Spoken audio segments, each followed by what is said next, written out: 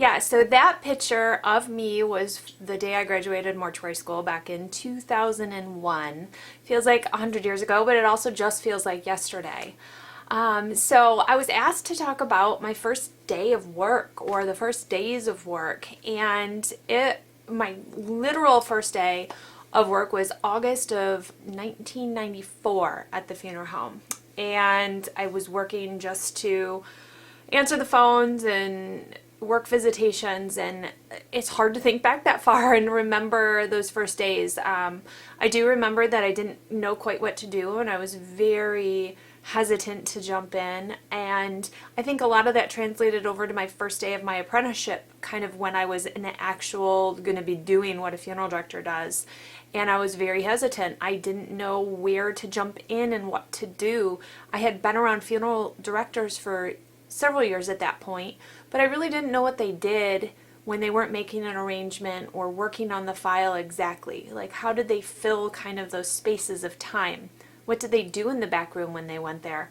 I knew what they could do through restoration. I knew what cosmetics and setting up the body in the chapel and things like that, but there was a lot still behind closed doors that I hadn't seen yet. So in my apprenticeship, I remember that first week, it was actually really quiet at the funeral home. And so I didn't know what to do with my downtime. I didn't know how to busy myself.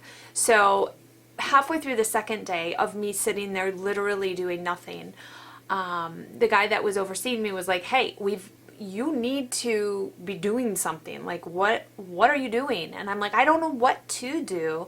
And so he gave me a little guidance of what to do, but I started just going through things in the building. I would go through every drawer, every cupboard, just to see what was where. Because then when you're with a family like in the chapel and they're like, "Hey, we need a bobby pin," or "We need a safety pin," or "We need a little easel for a picture," you know where it is within the building to go just grab it. So those type of things I kind of busied myself with, organizing, updating, filing, kind of cleaning through files and throwing away if there was 10 copies of an obituary, and just kind of purging a little bit of paperwork that was not needed anymore. So I cleaned. I jumped in and found my footing. Then my first day of embalming. So I embalmed with, there was a funeral director and another apprentice in the room, and she had done her schooling, she was finishing her apprenticeship, so she had a lot of experience going into this.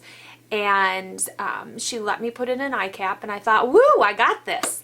I just put in an eye cap, and then we got to the trocar and to aspirating, and I didn't know anything about that until that moment. And I thought, what are we doing here? So it was one of those huge revelation moments of what am I really getting myself into? But I loved it. I loved getting to see all the components of it and all the sides of it, and none of it scared me, which I think was the big thing for me, that I felt comfortable still. I felt ready to learn more and wanting to learn more, and so I pressed forward and never really looked back on it. My first autopsy body, I'll talk about that too. So the gentleman arrived, he was in a body bag, and it was a car accident, and his neck had been broken, so his head was pretty torqued down to the side. So when I felt the body bag, I couldn't feel his head exactly, and I was convinced he had no head in there. I didn't know where it was. I was not opening that bag. There was no way. And I still get that sometimes when you kind of know the circumstance of the death and you just don't quite want to open the bag and see what you know you're going to be seeing, or taking in the information that you see, because that's a lot of it's an overwhelming stimulation, I think, in a lot of us, since that you're seeing a body in a lot of the forms that we see bodies. And I'm glad I can do it and I can take it in, because I don't want so many other people to have to see those things that maybe can't take it in.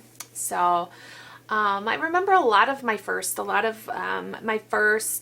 restoration that I saw that somebody had done, and what could be done for a body. My first suicide by gun, my first hanging, my first, I'm trying to think, decapitation, double homicide, rape and murder, you know, all those first kind of big things that stick in my mind. My first death certificate as a licensee was a big moment for me. I had finally officially gotten my license and got to sign a death certificate. And I remember that call. I can tell you the person's address. I can tell you like so much about them because it just sticks in my mind because it was such an important moment for me. So I think everybody in the business has different important pivotal moments that they go to or that they, you know, go through as in the profession. And so everybody's going to have different moments that were big for them. But every day there's firsts.